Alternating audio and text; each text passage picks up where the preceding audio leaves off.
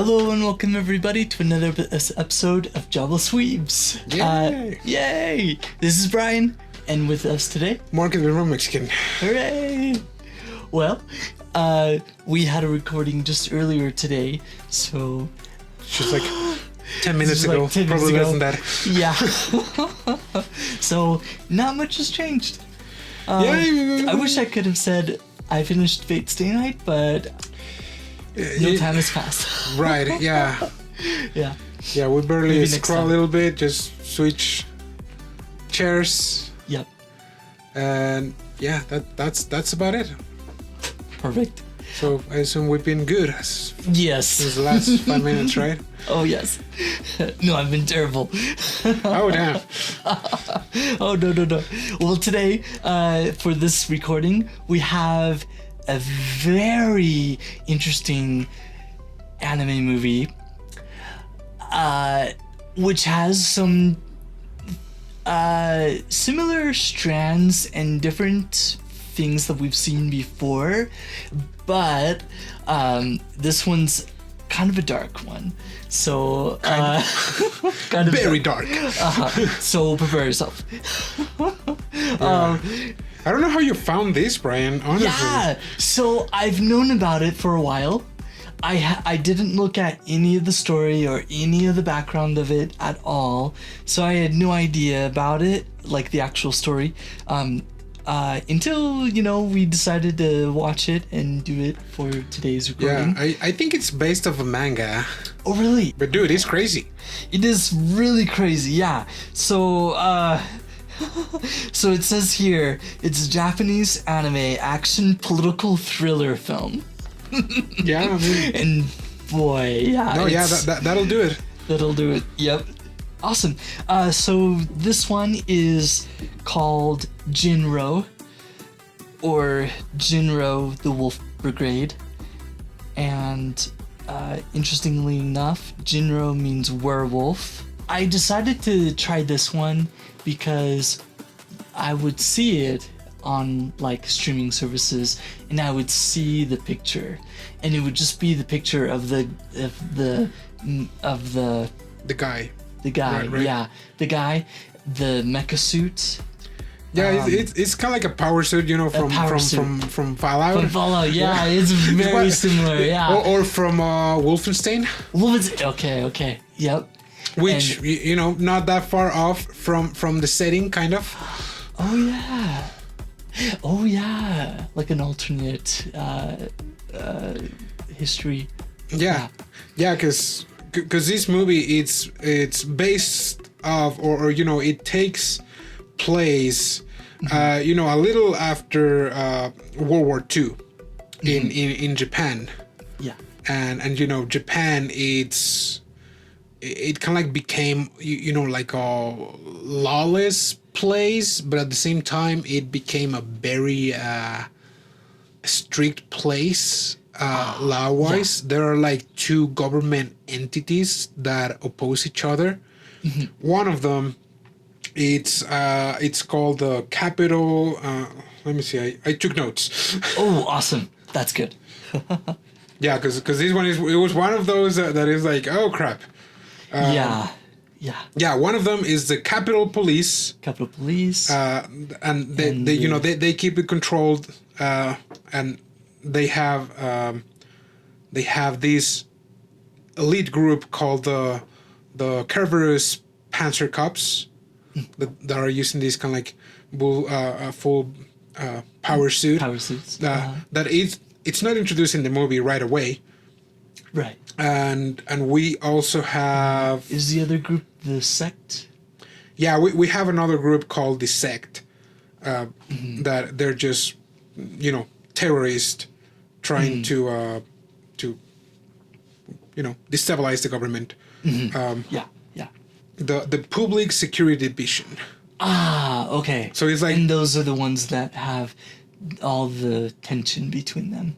yeah, so it's like they're on a constant fight. The Capitol with Public Security, with the sect. It's kind of like the three forces that are always ultimately screwing up with the people, and Yes.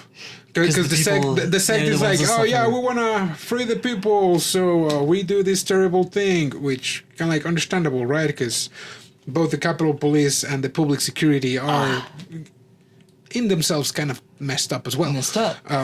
Definitely. But yeah, go on. This one, it always stuck with me because of that poster that I would see while going around, and it was always that poster of the power suit with the glowing red eyes, and I was like, oh, I'll give it a try eventually. So I'm glad I did. And it starts off with the riot. Yep. If I'm not mistaken, yeah. So the riot, so we see just all the civil unrest that provides the backdrop to the story, and the riot is, run of the mill. It has a group of citizens that are, very unhappy, and they're throwing rocks, bricks, anything they could find. They're really angry and mad, disorganized, because, like you're just throwing stuff and you're popping in and out, but there's no real formation. And then you have the police unit. Not the specialized police unit, though. Yeah, it's just like the regular with plastic shields, like with the shields. The riot shields and exactly.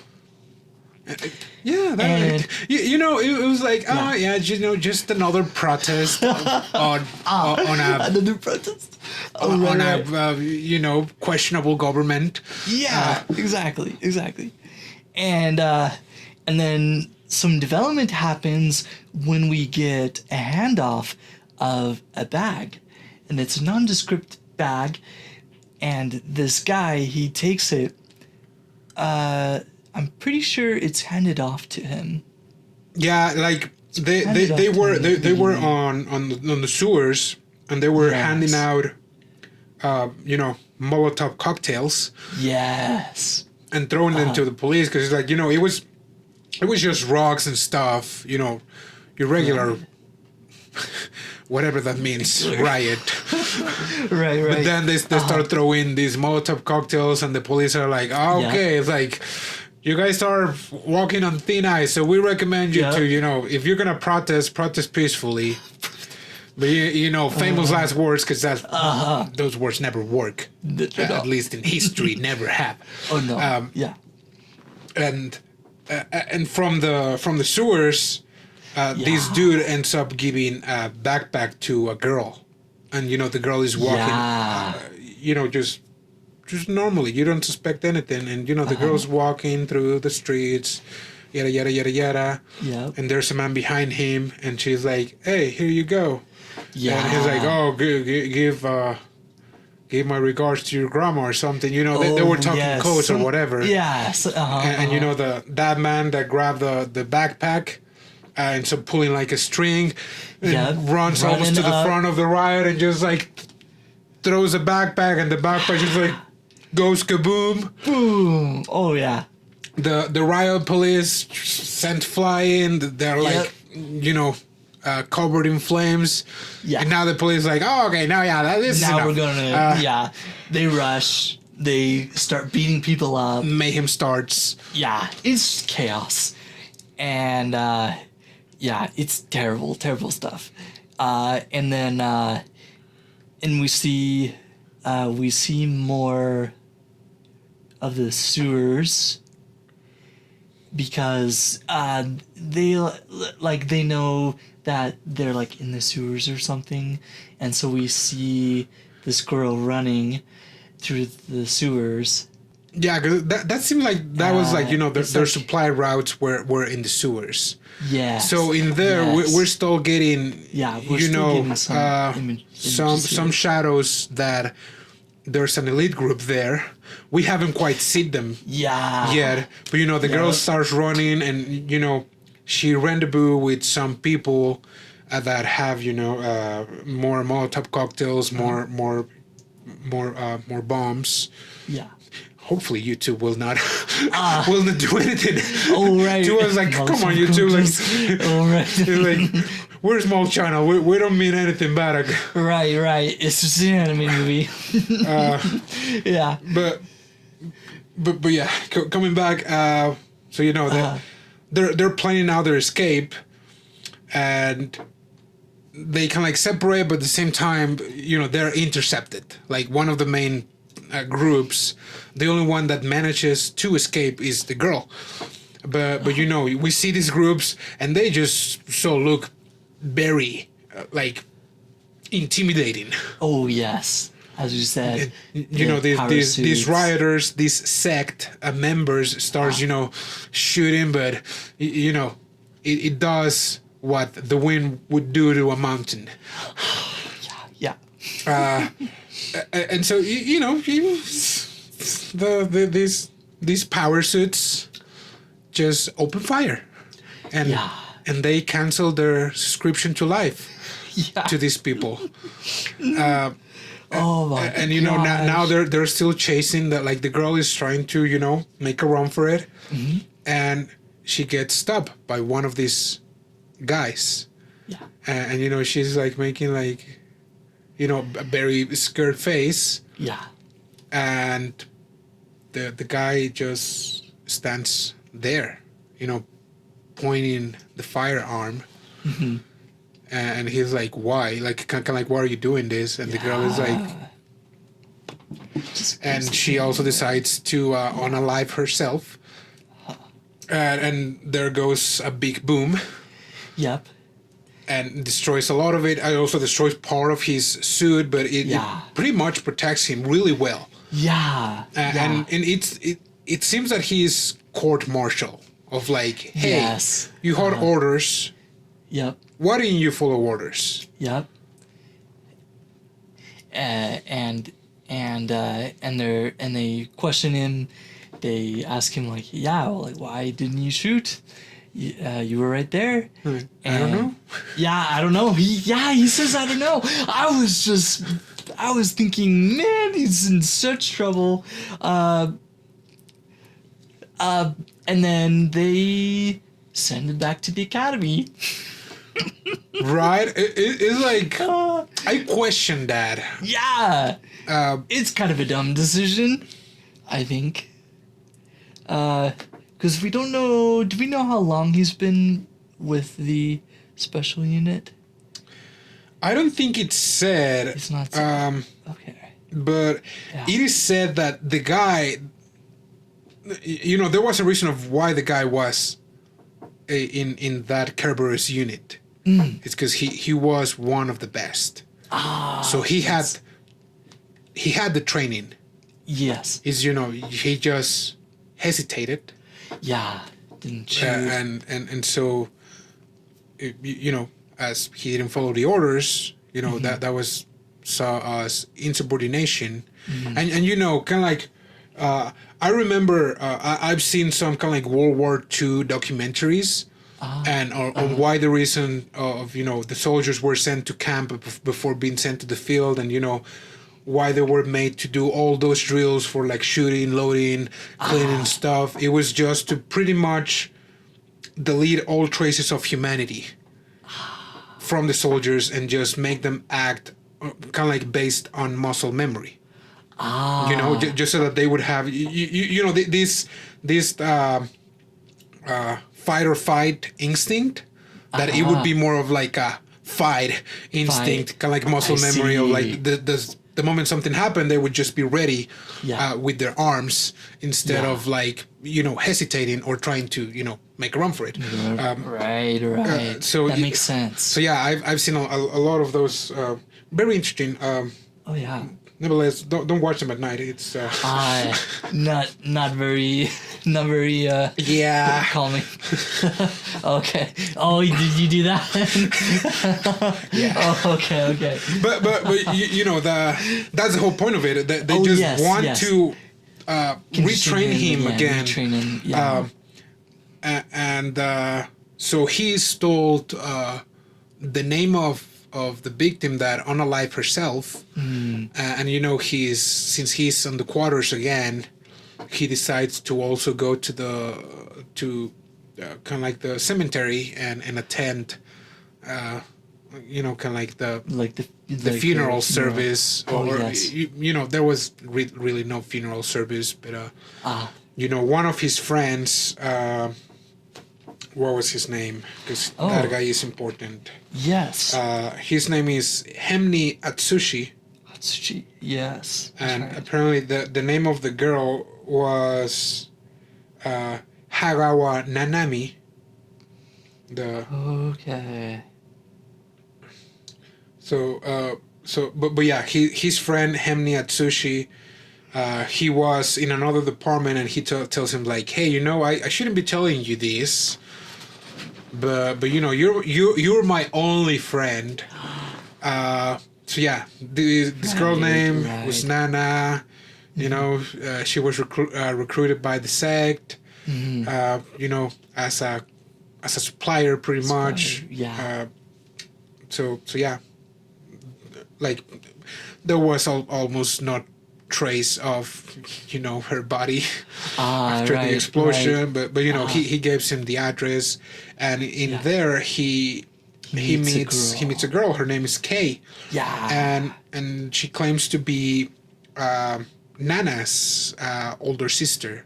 Mm-hmm. And she tells like, yeah, you know what, she was way different from me, and Mm-hmm. we have a difference, but she was still my sister, Still and my I sister. loved her. And the So guy, I'm feeling a little sad. yeah, and the guy, this name, I don't think we've mentioned his name, have we? We haven't. Yeah. Yeah, this guy's name is Kazuki Fuse, You say. Yep. and he, it seems that he has PTSD. Yeah.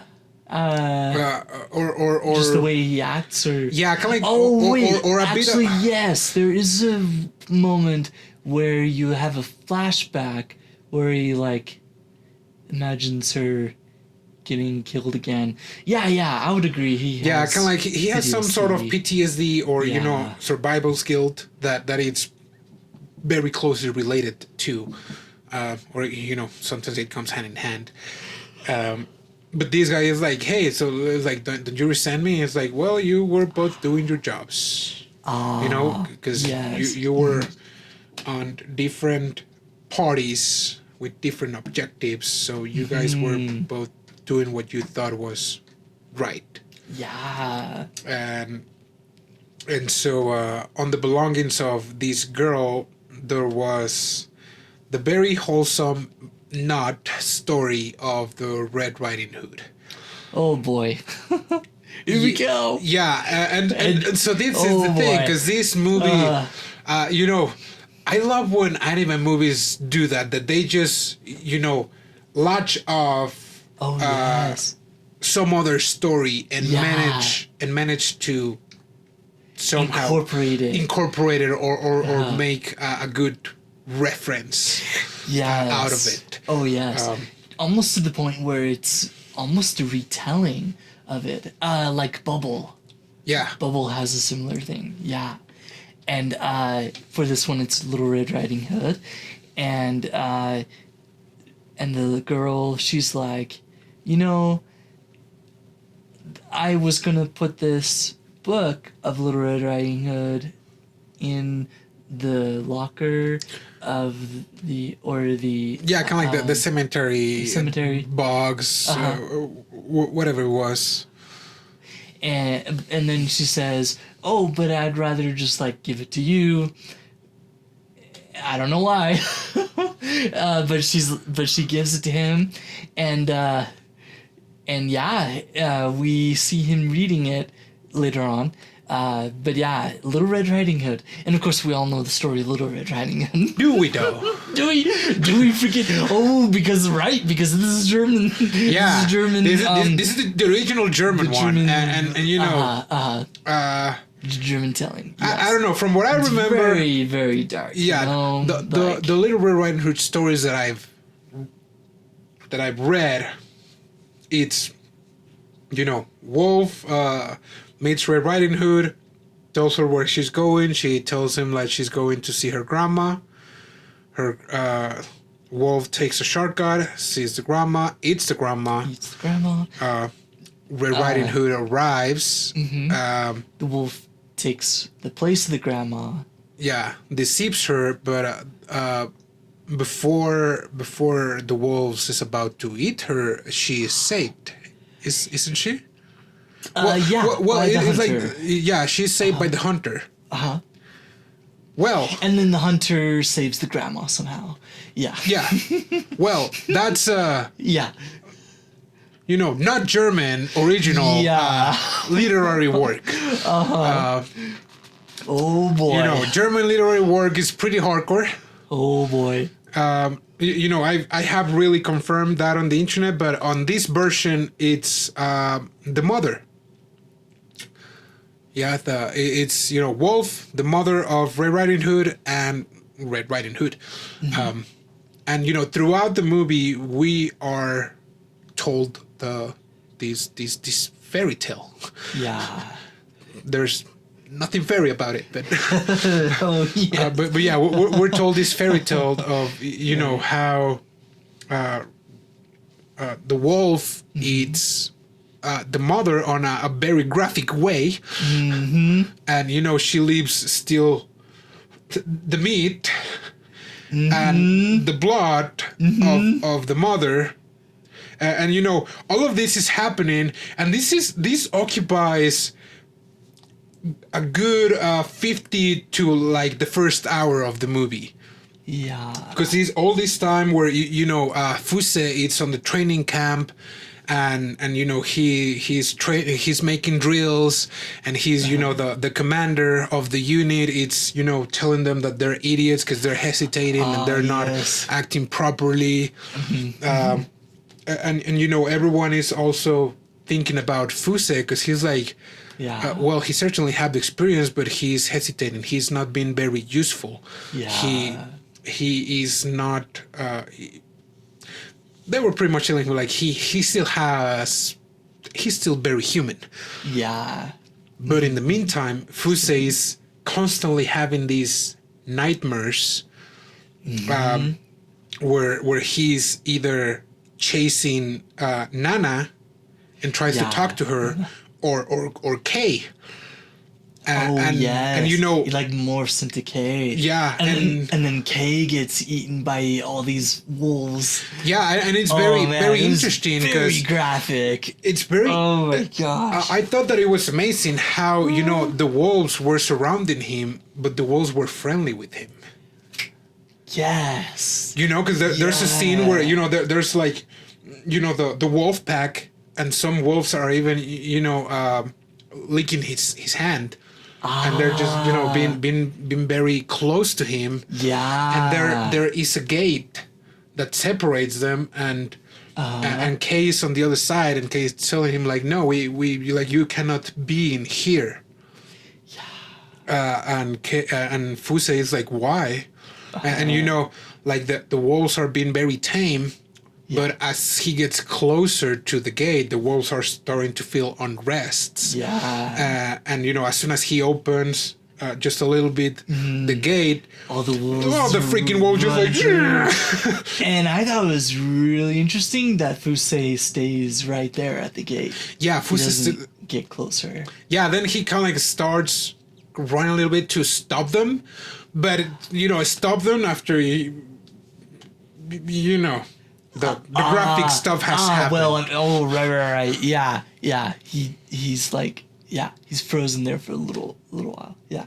But crazy stuff, man. After that, they spend more time with each other. He starts the zoo. It was like a museum. With those. Oh yeah, with the taxidermy. Yeah, with the taxidermy animals, and and again, they spend a crazy amount of time on the wolf exhibition. Oh yes. But yeah, they start this relationship, and to a point, it becomes a romantic relationship. Yeah, because she starts leaning on him, and he is a very close person emotionally. He hardly talks with her, and he always seems to be looking off into the distance. and she always like talks to him and like asks him stuff. You know, while all of this is happening, we are revealed a little more about, you know, the public security division and the Capitol Police. Like at this point, the sect is kind of like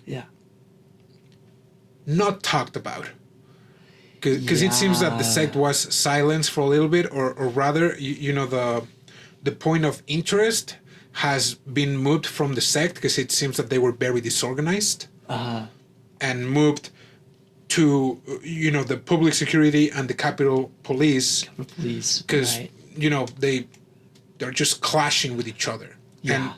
And so we discover that Henmi. Okay. Yeah, we discover that he's actually working for the police security. Yes. And they are, you know, they're keeping a close track of Fuse, since Fuse is part of, you know, the Capitol security, and the Capitol Police and the Public Security Division.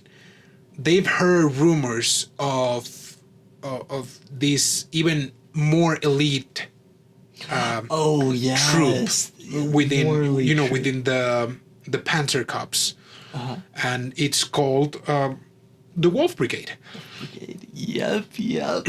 And so, you know, and they're like talking like, what even is this? Who set it up? And is it even real? Is it even like there? Yeah, but you know, there's this stigma about the Panther Cops of how, you know, they're ruthless and everything, but they're trying to undermine them using Fuse as you know, as their scapegoat. Oh yeah. And you know, this guy is like, you know, he was afraid. Yeah, he's not a wolf. He's just a dog. Right. You know, I should have written a lot of these kind of like key kind of like phrases or dialogues. Because were very important. Yes. Yeah, because it was very political, because there was a lot of strain between the groups and the like power and what they can do and what they can't do. You know, after we've been given all this story of how everything's been developed so far, the sides that almost every character is taking in regards to, you know, either the public security or the Panther Cops, there comes a point where Kei calls Fuse. And she tells like, "Hey, I've been followed by some people. Like, I'm here." And you know, it was just so convenient. Yeah. Because he just you know, he takes his stuff. He escapes from the quarters, and it's on the taxidermy museum. Oh, and you know, she's waiting there. Very demure. on the wolf exhibition. Oh yes. And you know, there's a bunch of public security officers in there. And it's like sticking it out. Yeah, it's like hiding. He has taken the bait. And you know, their plan is to, you know, make it look like a tragedy that, you know, a soldier from the Panther Cops was meeting up with a girl. With a girl, you know, with a civilian, or you know, even to some point to someone from the sect. And that they were having, you know, kind of a forbidden romance. So no matter how loose that actually may be. Yeah. So in that way, they could expose it. Saying like, hey, to the public. He's like, the Panther Cops are actually working with, you know, the terrorists. We are your good option. So that they were using the girl for that. And they thought it was going to be easy, like barely inconvenience. Yeah, and you know, just Fuse just gets there, just knocks them unconscious, like knocks one, knocks two. Yeah. grabs a weapon, wraps it some kind of like in a weapons. coat, throws it like it somehow like it shoots itself, and Yeah, everyone is like, I oh, didn't it's know how below, to do that. and you know, Oh yeah, they all run down. yeah, they break formation. Yeah. There was just one dude kind of like checking on Kei, and you know, Fuse arrives, knocks him out, and she's like, so you know, she's like, well, you know, yeah, I was with the sect, I was with, but you know, I was with the, well, oh right, and then she was captured by the public by the public security public division. security division. That's right. Let's just call them the PSD. It's yeah, public security division, Nice, I like it. The PSD. or just the division. Yeah, let's just call it the Division. division. Okay, yeah. And yeah, the division, it was all a setup. They were using Kei to get at Fusei all the way from the very beginning. Crazy stuff. Even from the girl, from the sewers. Back then, right? Kind of. Kind of?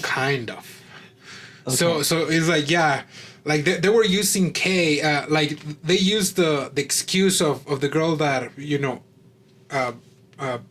boomed herself, Yeah. as an excuse, you know, to get under her skin, and then you know, it's like, oh yeah, he developed a relationship, so that means that the Panther cops are working with the sect, so they're bad. We're your only option. Yeah. They wanted to bring this to light.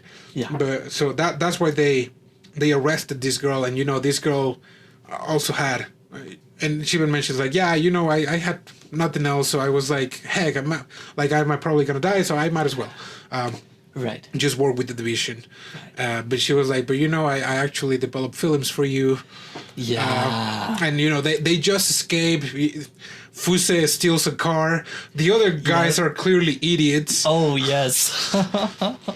And he Good. gets away scot-free. Yeah, and everyone is like, I did thought he do that? like I thought he was an idiot. It was like, no, he just hesitated in shooting. Yeah. In everything else, like, He's top notch. yeah. And even Henmi is like saying that. Yeah. Yeah. Yeah, but Crazy. Henmi is like, but you know, he's not a wolf, because everyone's like, what if he's a wolf? And you know, they Right. And just he keep insists emphasizing wolf. Yeah. And you know, even himself, you know, he keeps having these nightmares Yeah. that he's with wolves, and yet he's not one of them. Yeah. Because He stays human. yeah, because wherever the wolves go, he's not exactly following, but he's among the wolves. Yeah. But yeah, you know, it comes to a point where they escaping from the division. Yeah. they're on being the run. yeah, they're being searched through the whole city. They at some point they leave the car. They take one of the trolley cars. Colors. Oh yes. And yeah, she is like, so I thought that it would have been, you know, she was like, I thought it would have been kind of like romantic if, you know, if you would have arrived there and it would have ended both of us. Right. And and you know, and he doesn't respond at all. Yeah. At this point, it's just like a monologue, pretty much, of her. Yeah. Yeah. And She just says. And she even says like, "Hey, like, do you know of a safe house or somewhere we can go, and we can like escape all of this, and we can leave and like go to a place we are not recognized and never can be found." And she says all of this, and yeah, he like barely responds to the point where he's like, well, he does say no. I think he basically tells her, hey, like, there's nowhere we can go. This is it. And then they go down into the sewers. yeah. Oh boy. Yeah, where everything started. Where Like, everything you know, started. he made a boy. phone calls in a phone booth. Oh yes. Yep. They head to the sewers, and in those sewers, a bunch of people appear with weapons. Oh, And for yes. a second, I thought that they were part of the sect. They were really part of the sect. And I was like, right. Yeah. But then you see the commander of the unit on the quarters, and he arrives. And even Kei is like freaked out. He's like, what's happening here? Yeah. You know, he starts suiting up. Suiting up, yep, with the power armor and everything. And he's the only one suiting up. And Kei is like, I've been bamboozled. And they're the Wolf Brigade. Yeah, because the commander of the unit, such a cool reveal. the commander of the unit is like, you know, they have intelligence, but we actually specialize on counterintelligence. We know about you. Yeah. And our plan started with the girl that off herself. Yeah. We knew about that girl. We knew about you. We knew that the division was going to use you to get back to us. So we just played along. We played along. Dude, it was crazy. He was pretty much just telling them like, we told Fuse not to shoot. Yeah. Like if he found the girl, we told him, don't shoot. Don't shoot. Yeah. And you know, at this point, it's like, did Fuse really have PTSD or survivor's guilt? Because it's like, at this point, it seems that he was struggling, you know, between being dehumanized to become a wolf. Yeah. You know, part of the pack, just following orders solely, or you know, have a kind of like free will. Free will, right? Choice taken away.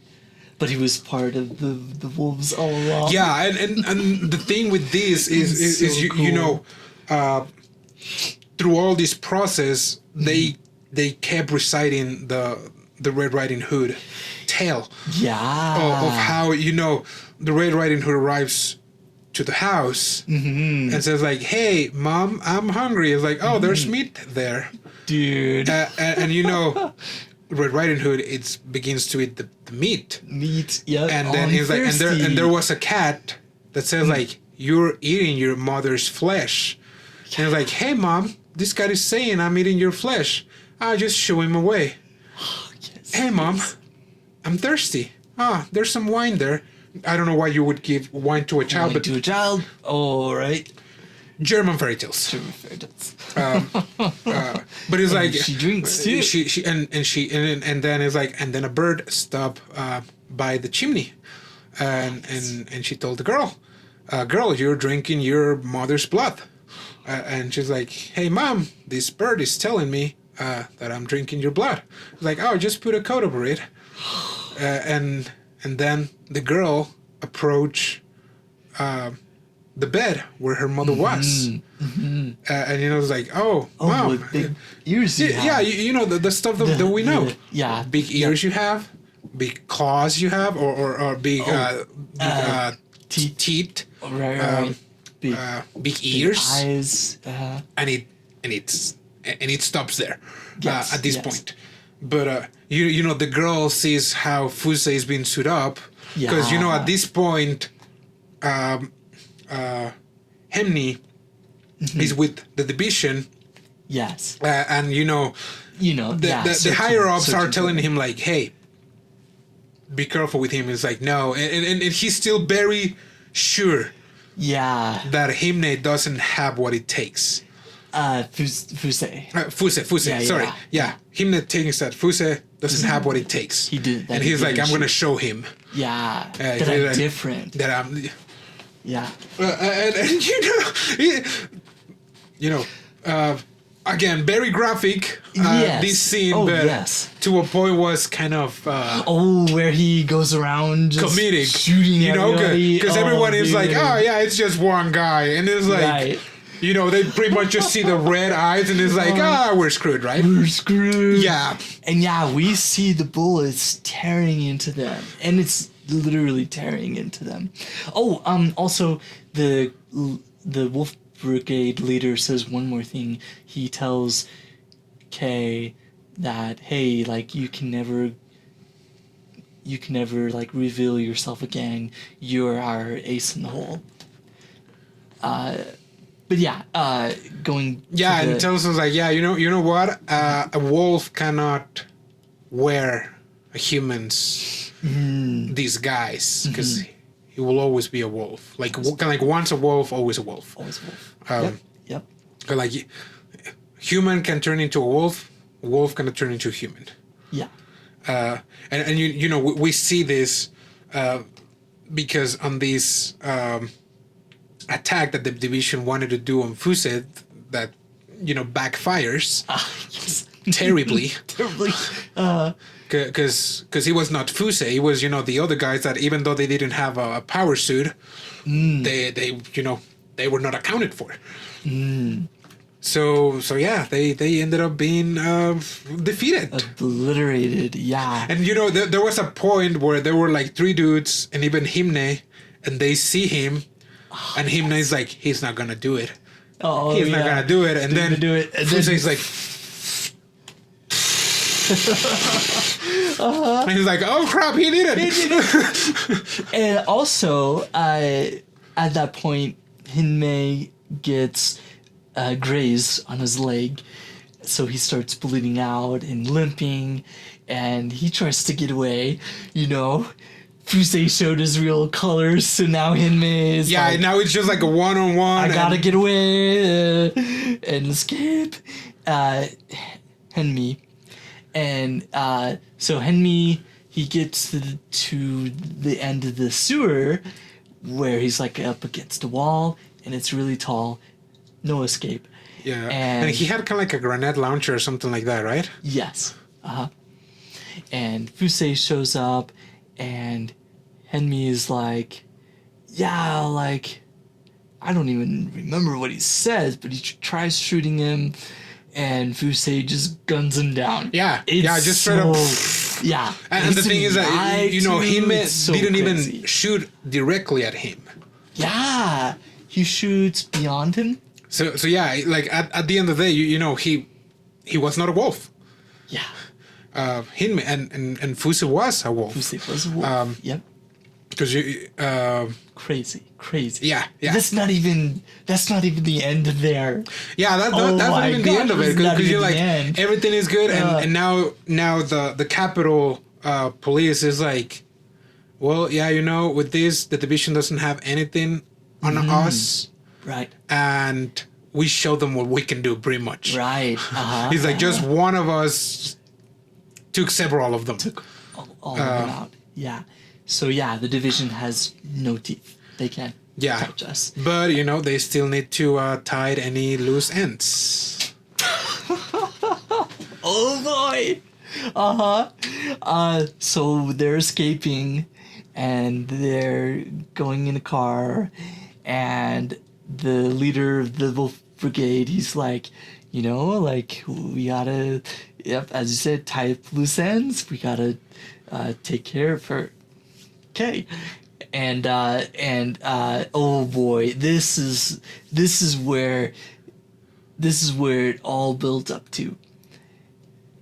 Fusei and Kei are there, left to themselves, and Kei, she doesn't really beg, but she does like recite that part of the Red Riding Hood story again, like what big ears you've got, what big eyes you've got. I don't know. Well, because the division was trying to use love as a trap, Right. for Fuse. For Fusei. But right. But in the end, it was the Wolf Brigade that ended up using romance as a trap. As a trap for Kei division, and for the Kei. division. Yeah. Exactly. Because it's kind of like revealed at this time that Fuse's hesitation was never really there. Yeah. Like he pretended to be human. That he was kind of like struggling, and at some point he really did struggle.